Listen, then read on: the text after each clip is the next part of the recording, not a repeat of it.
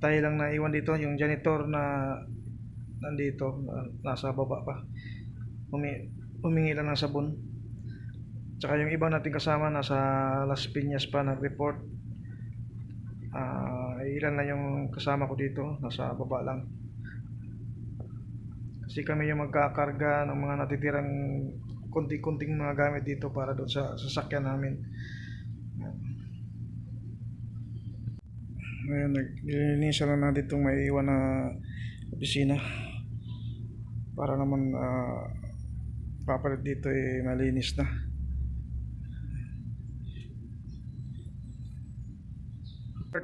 Shout out. Shoutout sa mga pipila araw po. Ayan. Siya yung guhugas dyan sa mga kalat para mailagay na sa karton. Ako naman yung nagwawalis. Pagkatapos nito ay imamap namin yung sahig. Nilagay na namin dun sa dulo yung yung mga gamit na dadalhin pa para madaling mailabas.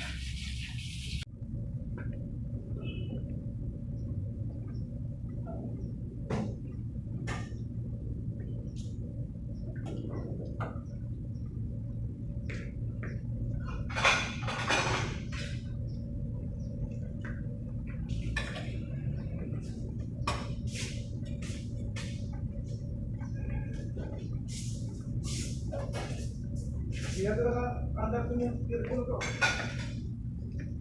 Gusto ko ba dyan? Oo. Tayong dalawa lang kasi naiya ako eh. So, hindi. Samantalayan na natin. Dito, hindi na lang eh. Ha? Oo. Ano? Yung gamit, yung gamit. Ay, yung karton na yan, walang laman yan eh. Pwede natin lagyan ng mga gamit na yan. Walang laman yan.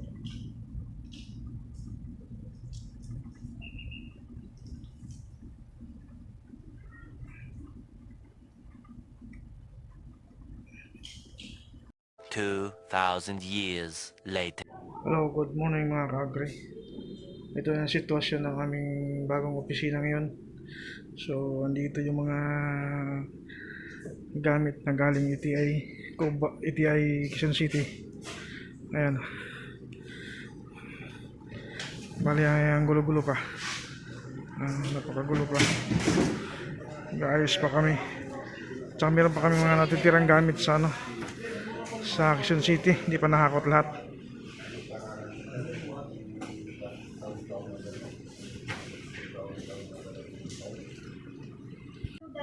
Pansin nyo mga nakakartod pa. Mga sir, ma'am, good morning. Ayan, good morning. Oh, level. Mga nag-aayos pa.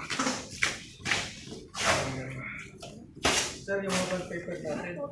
Ngayon, mga naka-karton pa yan lahat. Hindi pa namin natatanggal sa mga karton. Facebook pa ba yan?